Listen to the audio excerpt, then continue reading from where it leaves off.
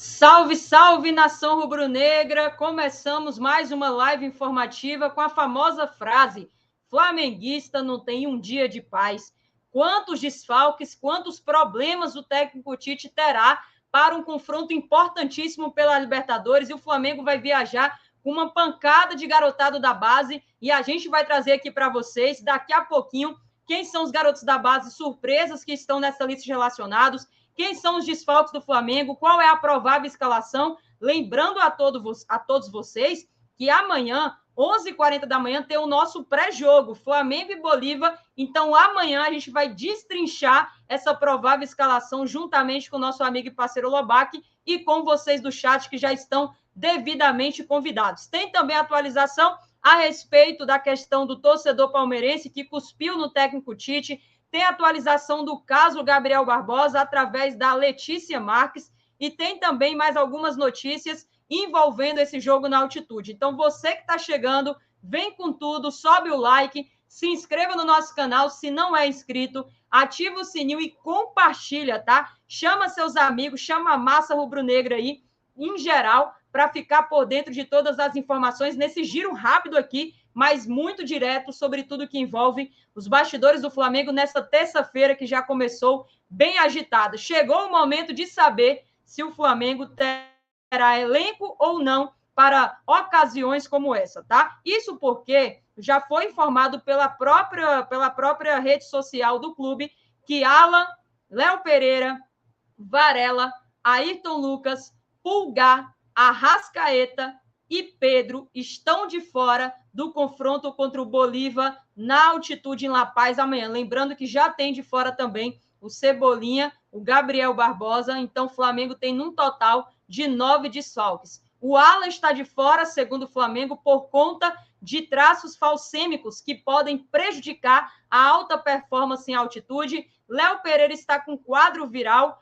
Varela, Ayrton, Pulgar, Arrascaeta e Pedro foram cortados por conta do relatório de fisiologia, o famoso planejamento da comissão técnica. Com isso, o Flamengo provável para vir a campo amanhã é o seguinte: Rossi, Wesley, Léo Ortiz, Davi Luiz, Matias Vina. No meio de campo, Igor Jesus, Gerson, De La Cruz e Victor Hugo. E mais à frente, Bruno Henrique e Lohan. Então, olha só, a gente tem 3 garotos da base, ou melhor, 4 garotos da base, com alguns experientes, tendo de titular basicamente Bruno Henrique, De La Cruz e Rossi, e um mistão do time do Flamengo para esse confronto, que é muito importante, até porque o Flamengo precisa trazer bons resultados. Lembrando para vocês também que o Flamengo, além de levar alguns garotos a mais, como, por exemplo, Caio Baroni, Iago viajou, Ryan Lucas, o Wellington e o Wallace,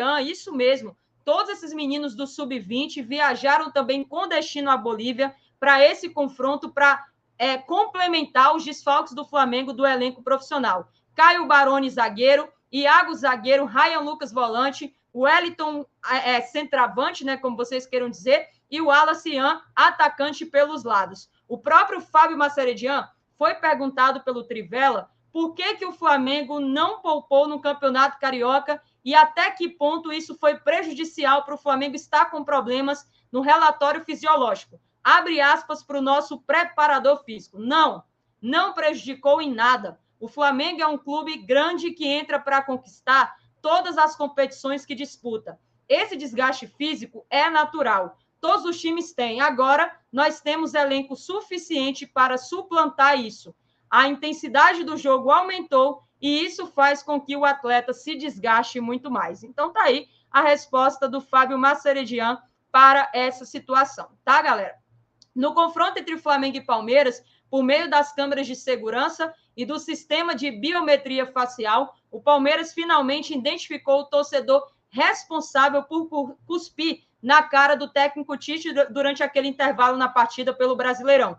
O Flamengo, então, vai fazer aí, né, o processo que precisa ser feito. O Palmeiras vai fazer aí também um boletim de ocorrência do caso e entregará todas as imagens à polícia. O nome do torcedor não foi divulgado. Trata-se de um cliente, segundo o GE, do programa Passaporte, gerido pelo Real Arenas, que é o braço da W Torre responsável pela administração do estádio. O Palmeiras diz que pedirá que as medidas sejam tomadas como medidas exemplares contra o torcedor por não aceitar qualquer tipo de agressão em sua casa. Então, já foi identificado e o caso será levado para a polícia. Então, aguardemos aí os próximos capítulos para que isso não se repita, né, em ocasião nenhuma. Ainda falando do Brasileirão, antes de falar sobre a situação do Gabriel Barbosa, a gente sabe que para o confronto Flamengo e Botafogo foi definido que o Rafael Claus vai ser o árbitro e o Daronco vai ser o quarto árbitro. Isso é bem inovador, né? O cara nesse calibre está pelo VAR. Porém, a gente sabe ali, através do Lauro Jardim do Globo, que o Botafogo enviou um ofício à CBF solicitando que o Rafael Claus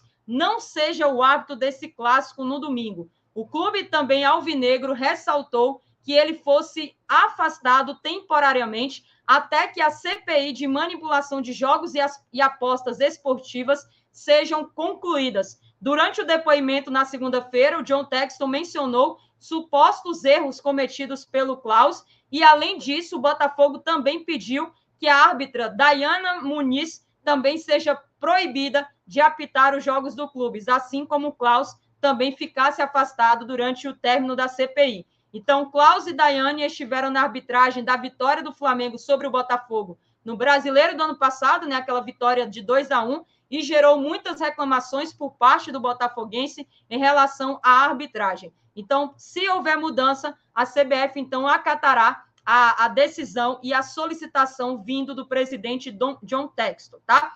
Sobre a questão do Gabriel Barbosa, o GE, através da Letícia Marques, trouxe uma atualização onde o CAIS definiu que o tribunal arbitral que julgará o pedido do Gabigol do efeito suspensivo já trouxe aí quem vão ser os 3 árbitros. Um será indicado pela defesa do atacante, o outro será indicado pela ABCD e o outro será indicado pelo CAIS. Todos já estão escolhidos, o julgamento pode acontecer a qualquer dia, assim como pode demorar alguns meses, como a gente já havia pontuado, e a defesa do atacante está muito confiante no processo e já está trabalhando com a previsão projetada desde o início, que é o final do mês de abril para o início de maio, para conseguir esse tal defeito suspensivo, tá? Torcedor rubro-negro, quero saber a sua opinião. O que você achou dessa provável escalação? O Igor Jesus, Gerson de la Cruz e Vitor Hugo no meio, um ataque com Lohan e Bruno Henrique, lembrando a vocês que a última vez que o Flamengo jogou na altitude e teve um garoto da base foi o Vini Júnior e brilhou. Será que chegou a vez do Lohan arrebentar? Quero que você coloque aqui o seu comentário também a respeito do julgamento do Gabriel Barbosa. Você acredita que ele vai ser inocentado? Conta com ele para a temporada? Ou então a novela, o ciclo do jogador já acabou no Flamengo? Coloque aqui abaixo também.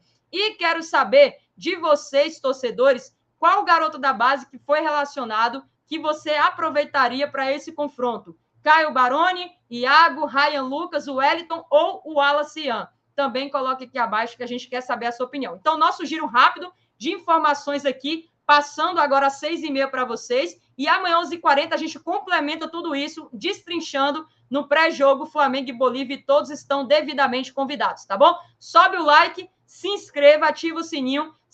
Saudações rubro-negras. Isso aqui é Flamengo.